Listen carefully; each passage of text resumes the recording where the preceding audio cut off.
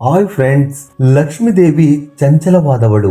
ಒಂದೇ ಸ್ಥಳದಲ್ಲಿ ಅವಳು ನಿಲ್ಲುವುದಿಲ್ಲ ಎಂದು ಪಂಡಿತರು ಹೇಳುತ್ತಿರುತ್ತಾರೆ. ಹಾಗಿದ್ರೆ ಲಕ್ಷ್ಮೀ ದೇವಿ ನಿಮ್ಮನ್ನ ಬಿಟ್ಟು ಹೋಗುವುದಕ್ಕೆ ಕಾರಣಗಳು ಇದ್ದಾವೆ. ಈ 5 ವಸ್ತುಗಳನ್ನ ನೀವು ಯಾರಿಗಾದರೂ ಕೊಟ್ಟರೆ ಲಕ್ಷ್ಮೀ ದೇವಿ ನಿಮ್ಮನ್ನು ಬಿಟ್ಟು ಹೋಗುತ್ತಾಳೆ ಎಂದು ಪುರಾಣಗಳಲ್ಲಿ ಹೇಳಲಾಗಿದೆ. ಈಗ ಹೇಳುವ ಕಥೆಯಲ್ಲಿ ಲಕ್ಷ್ಮೀ ದೇವಿ ಏಕೆ ಬಿಟ್ಟು ಹೋಗುತ್ತಾಳೆ ಎಂದು ತಿಳಿದುಕೊಳ್ಳೋಣ ಬನ್ನಿ. ಯಾರು ಈ ಕಥೆಯನ್ನ ಪೂರ್ತಿಯಾಗಿ ಕೇಳುತ್ತಾರೋ ಅವರಿಗೆ ಆಕಸ್ಮಿಕವಾಗಿ ಧನಲಾಭವಾಗುತ್ತದೆ.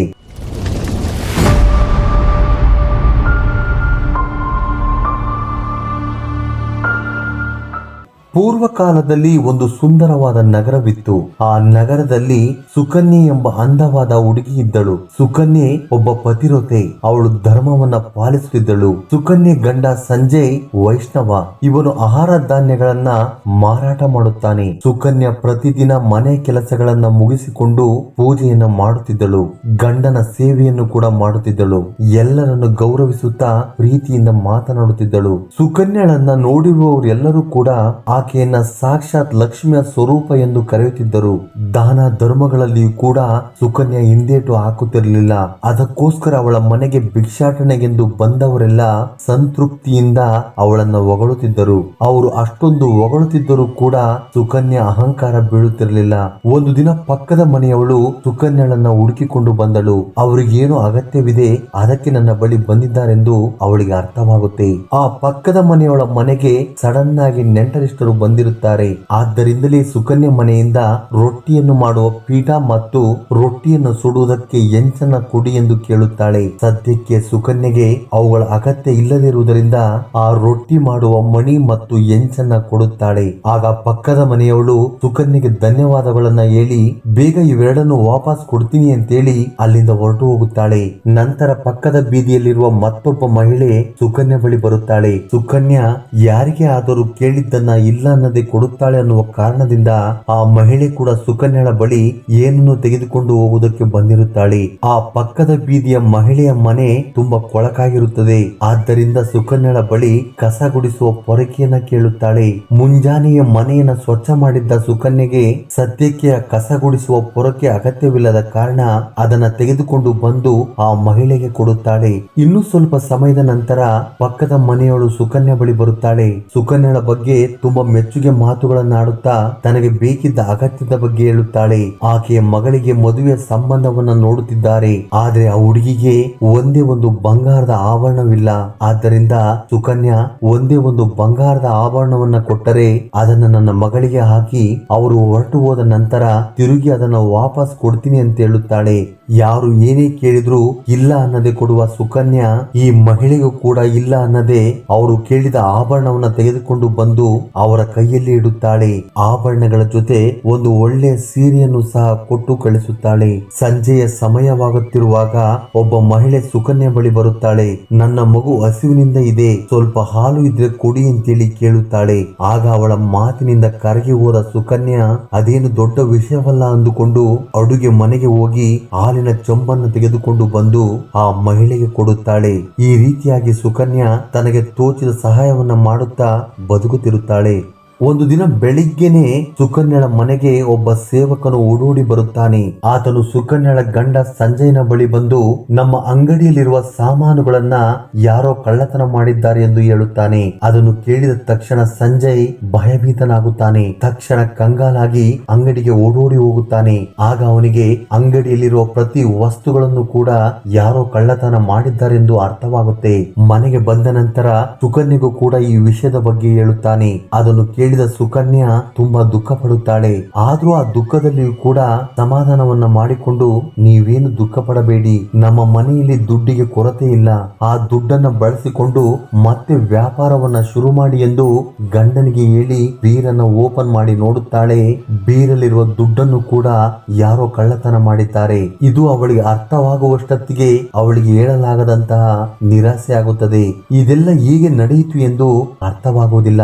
ಆದ್ರೆ ಸಂಜೆಗೆ ಸುಕನ್ಯೆಗೆ ಮಾತ್ರ ಅವಳ ವ್ಯವಹಾರದ ಮೇಲೆ ಕೋಪ ನೆತ್ತಿಗೇರುತ್ತೆ.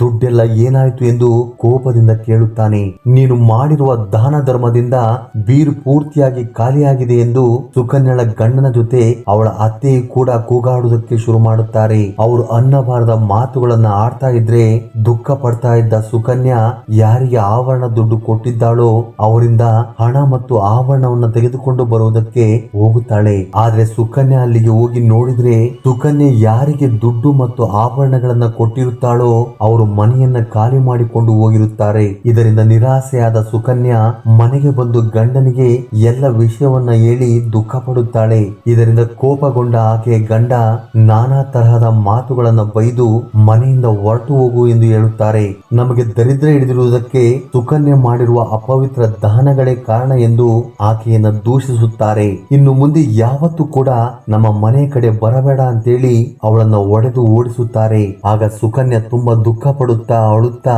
ಲಕ್ಷ್ಮೀ ದೇವಿ ದೇವಸ್ಥಾನಕ್ಕೆ ಹೋಗುತ್ತಾಳೆ. ನಾನು ಪ್ರತಿನಿತ್ಯ ನಿನ್ನನ್ನೇ ಪೂಜಿಸುತ್ತಿದ್ದೀನಿ ಅಲ್ವಾ, ಹಾಗಿದ್ರೆ ನನಗೇಕೆ ಇಂತಹ ದೌರ್ಭಾಗ್ಯ ಎದುರಾಯಿತು? ನನ್ನ ಮನೆಯನ್ನು ಬಿಟ್ಟು ಏಕೆ ಹೊರಟು ಹೋದೆ? ಸಿರಿ ಸಂಪತ್ತು ಹೋಗುವುದಕ್ಕೆ ನೀನೇ ಕಾರಣವೆಂದು ನನ್ನ ಗಂಡ ನನ್ನನ್ನು ದೂಷಿಸುತ್ತಿದ್ದಾರೆ. ನಮಗೆ ಬಡತನ ಬರುವುದಕ್ಕೆ ನಾನೇ ಕಾರಣನ?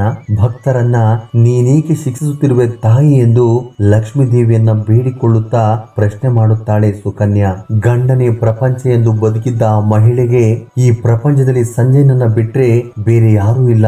ಅದಕ್ಕೋಸ್ಕರ ಆಕೆ ಆತ್ಮಹತ್ಯೆಯನ್ನ ಮಾಡಿಕೊಳ್ಳುವುದಕ್ಕೆ ನದಿ ತೀರಕ್ಕೆ ಹೋಗುತ್ತಾಳೆ. ಗಂಡನಿಲ್ಲದೆ ನಾನು ಬದುಕಲಾರೆ ಎಂದು, ನಾನು ಮಾಡಿದ ಪೂಜೆಯಲ್ಲಿ ಏನಾದರೂ ಲೋಪವಿದ್ದರೆ ಕ್ಷಮಿಸು ಎಂದು ಮಹಾಲಕ್ಷ್ಮಿಯನ್ನ ಬೇಡಿಕೊಳ್ಳುತ್ತಾ ಪ್ರಾಣ ತ್ಯಾಗ ಮಾಡುವುದಕ್ಕೆ ಸಿದ್ಧಳಾಗುತ್ತಾಳೆ. ಆಗ ಶ್ರೀ ಮಹಾಲಕ್ಷ್ಮಿ ಸುಕನ್ಯಾ ಕಣ್ಣು ಮುಂದೆ ಪ್ರತ್ಯಕ್ಷಳಾಗುತ್ತಾಳೆ. ಆತ್ಮಹತ್ಯೆಯನ್ನ ಮಾಡಿಕೊಳ್ಳುವುದು ಮಹಾ ಪಾಪವೆಂದು ಶ್ರೀ ಮಹಾಲಕ್ಷ್ಮಿ ಸುಕನ್ಯೆಗೆ ಹಿತಬೋಧನೆಯನ್ನ ಮಾಡುತ್ತಾರೆ. ನನ್ನನ್ನು ಏನು ಮಾಡುವಂತ ಹೇಳ್ತೀಯ ತಾಯಿ? ನನ್ನ ಗಂಡ ನನ್ನ ಕೈ ಬಿಟ್ಟಿದ್ದಾರೆ. ನನ್ನ ಗಂಡನಿಲ್ಲದ ಜೀವನವನ್ನು ನಾನು ಊಹಿಸಿಕೊಳ್ಳಲಾರೆ. ಅದಕ್ಕೋಸ್ಕರ ನಾನು ಸತ್ತು ಹೋಗಬೇಕೆಂದು ಕೊಂಡೆ ಎಂದು ಸುಕನ್ಯಾ ಕಣ್ಣೀರು ಹಾಕುತ್ತಾ ಹೇಳುತ್ತಾಳೆ. ಆಗ ಶ್ರೀ ಮಹಾಲಕ್ಷ್ಮಿ ಸುಕನ್ಯಳ ಬಳಿ ನನಗೆ ನಡೆದದ್ದೆಲ್ಲವೂ ಕೂಡ ಗೊತ್ತಿದೆ. ಸುಕನ್ಯಾ, ನಿಮಗೆ ಅಷ್ಟ ದರಿದ್ರಗಳು ಬರುವುದಕ್ಕೆ ನೀನೇ ಕಾರಣ. ನಿನಗೆ ಗೊತ್ತಾಗದೆ ನೀನು ದಾನ ಮಾಡಿರುವ ಕೆಲವು ವಸ್ತುಗಳಿಂದ ಈಗ ನಿಮಗೆ ಬಡತನ ಬಂದಿದೆ ಎಂದು ಲಕ್ಷ್ಮೀ ದೇವಿ ಹೇಳಿದ ತಕ್ಷಣ ಸುಕನ್ಯಾ ತಾನು ಮಾಡಿದ ಒಂದು ತಪ್ಪನ್ನ ಅರ್ಥ ಮಾಡಿಕೊಂಡಳು. ತಕ್ಷಣ ಯಾವ ವಸ್ತುಗಳನ್ನ ದಾನ ಮಾಡಬಾರದು ಎಂದು ಶ್ರೀ ಮಹಾಲಕ್ಷ್ಮಿಯನ್ನ ಸುಕನ್ಯಾ ಕೇಳುತ್ತಾಳೆ. ಮೊದಲಿಗೆ ನೀನು ಯಾರಿಗೇ ಆದರೂ ರೊಟ್ಟಿಯನ್ನು ಮಾಡುವ ಮಣಿ ಮತ್ತು ಎಂಚನ್ನ ಕೊಡಬಾರದು. ಅಡುಗೆ ಮಾಡುವ ಪಾತ್ರೆಗಳು ಸ್ವಚ್ಛವಾಗಿ ಪರಿಶುದ್ಧವಾಗಿ ಇರಬೇಕು. ಅವುಗಳಿಂದಲೇ ದೇವರಿಗೆ ನೈವೇದ್ಯನ ಸಮರ್ಪಿಸುತ್ತಿರುತ್ತಾರೆ. ಅಂತಹ ಪಾತ್ರೆಗಳನ್ನ ಬೇರೆಯವರಿಗೆ ಕೊಡುವುದು ಶ್ರೇಯಸ್ಸಲ್ಲ. ಇನ್ನು ಎರಡನೆಯದು ಪೊರಕೆಯ ಕಟ್ಟು. ಪೊರಕೆಯಲ್ಲಿ ಮಹಾಲಕ್ಷ್ಮಿ ವಾಸವಾಗಿರುತ್ತಾಳೆ ಎಂದು ಎಲ್ಲರೂ ಹೇಳುತ್ತಾರೆ. ಅದನ್ನೇ ಬೇರೊಬ್ಬರಿಗೆ ಕೊಟ್ಟಾಗ ನಾನೇಕೆ ನಿನ್ನ ಮನೆಯಲ್ಲಿರಲಿ? ಮನೆಯನ್ನ ಸ್ವಚ್ಛವಾಗಿಟ್ಟುಕೊಳ್ಳಲು ಪೊರಕೆಯನ್ನು ಉಪಯೋಗಿಸುತ್ತಾರೆ. ಯಾವ ಜಾಗ ಸ್ವಚ್ಛವಾಗಿರುತ್ತೋ ಅಲ್ಲಿ ನಾನು ವಾಸ ಮಾಡುತ್ತೇನೆ. ಪೊರಕೆಯನ್ನ ಯಾವಾಗಲೂ ಕಣ್ಣಿಗೆ ಕಾಣದ ಹಾಗೆ ಬಚ್ಚಿಡಬೇಕು. ಪೊರಕೆಗೆ ನೀರು ತಗಲಬಾರದು, ಅದನ್ನ ತಲೆಗೆ ಮುಟ್ಟಿಸಬಾರದು. ಯಾವ ಮನೆಯಲ್ಲಿ ಪೊರಕೆಯು ಸ್ವಚ್ಛವಾಗಿ ಇರುವುದಿಲ್ಲವೋ ಅಂತಹ ಮನೆಯಲ್ಲಿ ನಾನು ವಾಸ ಮಾಡುವುದಿಲ್ಲ ಎಂದು ಶ್ರೀ ಮಹಾಲಕ್ಷ್ಮಿ ಹೇಳುತ್ತಾರೆ. ನಂತರ ಮೂರನೇ ವಸ್ತು, ಸ್ತ್ರೀಯು ಯಾವಾಗಲೂ ಕೂಡ ತಮ್ಮ ಆಭರಣಗಳನ್ನ ಬೇರೆಯವರಿಗೆ ನೀಡಕೂಡದು. ಮುಖ್ಯವಾಗಿ ವಿವಾಹಿತ ಸ್ತ್ರೀ ತನ್ನ ಆಭರಣಗಳನ್ನ ಬೇರೆಯವರಿಗೆ ಕೊಡುವ ಹಾಗಿಲ್ಲ. ಯಾವ ಮಹಿಳೆಯು ತಮ್ಮ ಆಭರಣವನ್ನ ಬೇರೆಯವರಿಗೆ ನೀಡುತ್ತಾಳೋ ಅಂತವರ ಮನೆಯಲ್ಲಿ ದೌರ್ಭಾಗ್ಯವೂ ಇರುತ್ತದೆ. ಇನ್ನು ಸಾಯಂಕಾಲದ ಸಮಯದಲ್ಲಿ ಬಿಳಿಯ ಬಣ್ಣದ ಪದಾರ್ಥಗಳನ್ನ ಎಂತಹ ಪರಿಸ್ಥಿತಿಯಲ್ಲೂ ಕೂಡ ದಾನ ಮಾಡಬಾರದು. ಆದರೆ ನೀನು ಸಾಯಂಕಾಲದ ಸಮಯದಲ್ಲಿ ಹಾಲನ್ನ ದಾನ ಮಾಡಿದೆ. ನೀನು ಈ ರೀತಿಯಾಗಿ ಇಂತಹ ವಸ್ತುಗಳನ್ನ ದಾನ ಮಾಡಿದ್ದರಿಂದ ನಿನ್ನ ಜೀವನದಲ್ಲಿಯೂ ಬಡತನ ಪ್ರಾಪ್ತಿಯಾಯಿತು. ಈ ರೀತಿಯಾಗಿ ಶ್ರೀ ಮಹಾಲಕ್ಷ್ಮಿ ಸುಕನ್ಯೆಗೆ ನಡೆದೆಲ್ಲವನ್ನು ಕೂಡ ಹೇಳುತ್ತಾರೆ. ಮಹಾಲಕ್ಷ್ಮಿಯ ಮಾತನ್ನು ಕೇಳಿದ ಸುಕನ್ಯೆಗೆ ನಾನು ಎಂತಹ ತಪ್ಪು ಮಾಡಿದೆ ಎಂದು ಅರ್ಥವಾಗುತ್ತೆ. ನನ್ನ ತಪ್ಪಿಗೆ ಪರಿಹಾರವನ್ನ ಹೇಳಿ ಎಂದು ಸುಕನ್ಯೆ ಕೇಳುತ್ತಾಳೆ. ಪಶ್ಚಾತ್ತಾಪವೇ ದೊಡ್ಡ ಪರಿಹಾರವೆಂದು ಹೇಳಿ ಕಳೆದುಕೊಂಡಿದ್ದ ಸಿರಿ ಸಂಪತ್ತನ್ನ ನೀಡಿ ಶ್ರೀ ಮಹಾಲಕ್ಷ್ಮಿ ಮಾಯವಾಗುತ್ತಾಳೆ. ಆ ನಂತರ ಸುಕನ್ಯಾ ತನ್ನ ಮನೆಗೆ ಹಿಂತಿರುಗಿ ಹೋಗುತ್ತಾಳೆ. ಅದೇ ಸಮಯದಲ್ಲಿ ಸಂಜಯ್ ಕೂಡ ಸುಕನ್ಯಳನ್ನ ಹುಡುಕಿಕೊಂಡು ಬರುತ್ತಾನೆ. ಆಕೆಯ ಬಳಿ ಕ್ಷಮಾಪಣೆಯನ್ನ ಕೇಳುತ್ತಾನೆ. ಯಾರು ಅವರ ಮನೆಯಲ್ಲಿ ಕಳ್ಳತನವನ್ನ ಮಾಡಿದ್ದರೋ ಅವರೆಲ್ಲರೂ ಕೂಡ ಹಣವನ್ನ ಮರಳಿ ಕೊಟ್ಟರು ಎಂದು ಸಂಜಯ್ ಹೇಳಿದ್ದರಿಂದ ಸುಕನ್ಯಾ ತುಂಬಾ ಸಂತೋಷ ಪಡುತ್ತಾಳೆ. ಶ್ರೀ ಮಹಾಲಕ್ಷ್ಮಿಯ ಕೃಪಾ ಕಟಾಕ್ಷದಿಂದ ಸುಕನ್ಯಾ ಸಿರಿ ಸಂಪತ್ತಿನೊಂದಿಗೆ ಆಯಾಗಿ ಬದುಕುತ್ತಾಳೆ. ಇದು ನಡೆದ ನಂತರ ಸುಕನ್ಯಾ ಯಾವಾಗಲೂ ಆ 5 ವಸ್ತುಗಳನ್ನ ಬೇರೆಯವರಿಗೆ ನೀಡಲಿಲ್ಲ. ಆದ್ದರಿಂದ ಈ ಕಥೆಯನ್ನು ಕೇಳಿದ ನಂತರ ಬೇರೆಯವರಿಗೆ ಯಾವ ವಸ್ತುಗಳನ್ನ ನೀಡಬಾರದು ಎಂದು ಅರ್ಥವಾಯಿತು ಎಂದುಕೊಳ್ಳುತ್ತೇನೆ. ಫ್ರೆಂಡ್ಸ್, ಈ ವಿಡಿಯೋ ನಿಮ್ಗೆ ಇಷ್ಟವಾಗಿದ್ದರೆ ಲೈಕ್ ನೀಡಿ, ನಿಮ್ಮ ಅಭಿಪ್ರಾಯವನ್ನ ಕಮೆಂಟ್ ರೂಪದಲ್ಲಿ ತಿಳಿಯಪಡಿಸಿ. ಸಿರಿ ಸಂಪತ್ತಿನ ಪ್ರಾಪ್ತಿಗೋಸ್ಕರ ಜೈ ಮಹಾಲಕ್ಷ್ಮಿ ಎಂದು ಕಮೆಂಟ್ ಮಾಡುವುದನ್ನ ಮರೆಯಬೇಡಿ. ಧನ್ಯವಾದಗಳು.